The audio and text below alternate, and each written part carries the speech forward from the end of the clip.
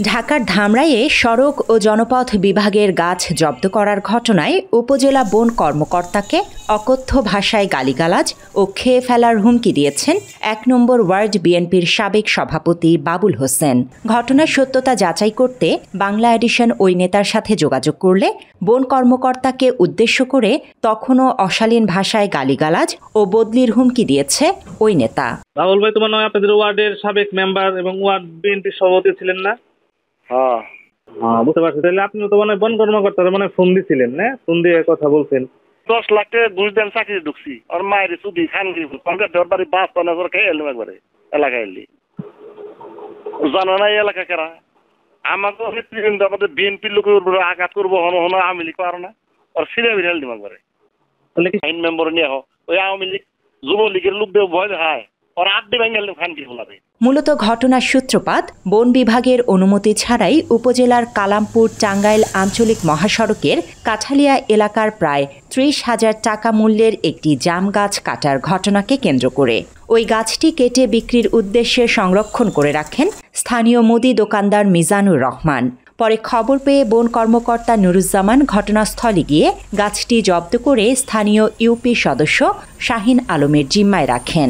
এ ঘটনার পরই বিএনপি নেতা বাবুল হোসেন ক্ষুব্ধ হয়ে মুঠোফোনে বন কর্মকর্তা ও ইউপি সদস্য শাহিন আলমকে অকথ্য ভাষায় গালিগালাজ ও বিভিন্নভাবে হুমকি দেন। এছাড়াও নিজের বন বিভাগের বড় কর্মকর্তা বলেও ক্ষমতা দেখান বাবুল। মাত্র ৩০% টাকায় জমির মালিক হয়ে নতুন বাংলাদেশের গড়ে তোলার স্বপ্ন দেখা বাংলা বসতি। যুবলীগ কইছে আমার কাছে তারা এমনিতে ৭ হত্যা মামলা ঢোকাম খান কেবলারে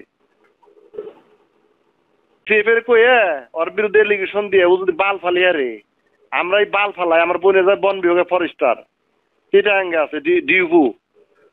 হ্যাঁ, আমি বন মন্ত্রী দিয়ে আমার বোনের বদলি করাইছি সম্বন্ধ ব্যাপারে আমি ভালো জানি। ও যে কিনে বাহাদুরি দামে থাকার মতো আমার সঙ্গে ২ বন বিভাগ থাকে শালম এই ভ্যালিটি আছে তারা ও সামান্য ব্যাপার নিয়ে যে না এলাকায় ও এলাকায় চলন নেবো না। অভিযোগের ভিত্তিতে ঘটনাস্থলে গিয়ে গাছ জব্দ করে স্থানীয় জনপ্রতিনিধির জিম্মায় রাখা হয়েছে। এরই মধ্যে বিষয়টি উপজেলা নির্বাহী অফিসারকে জানানো হয়েছে বলেও নিশ্চিত করেছেন বন কর্মকর্তা নুরুজ্জামান। গাছ কাটার বিষয়টি স্বীকার করেছেন মুদি দোকানি মিজানুর। ওই গাছ দিয়ে ঘর ঠিক করার কথাও জানান তিনি। এটা আমার ঘরই ভেঙে গেছে, ওটার কাজ করুন।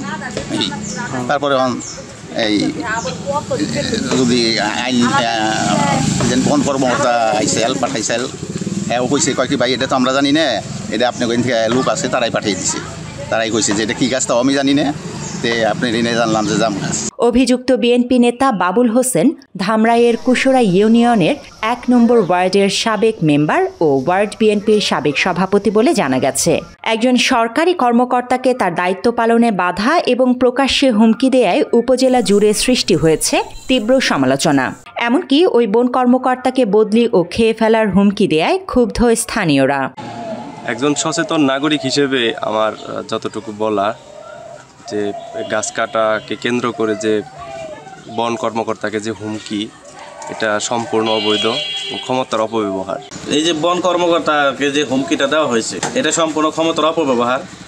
তা আমরা চাই ক্ষমতার অপব্যবহার না করুক এবং এর সুষ্ঠু তদন্ত করে এর বিচারের আওতায় আনা হোক।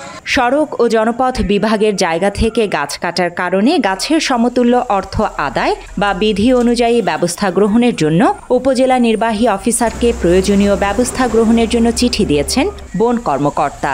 এ বিষয়ে উপজেলা নির্বাহী অফিসারের সাথে যোগাযোগ করা হলে প্রশিক্ষণে থাকায় তাকে পাওয়া যায়নি। Desk report, Bangla addition.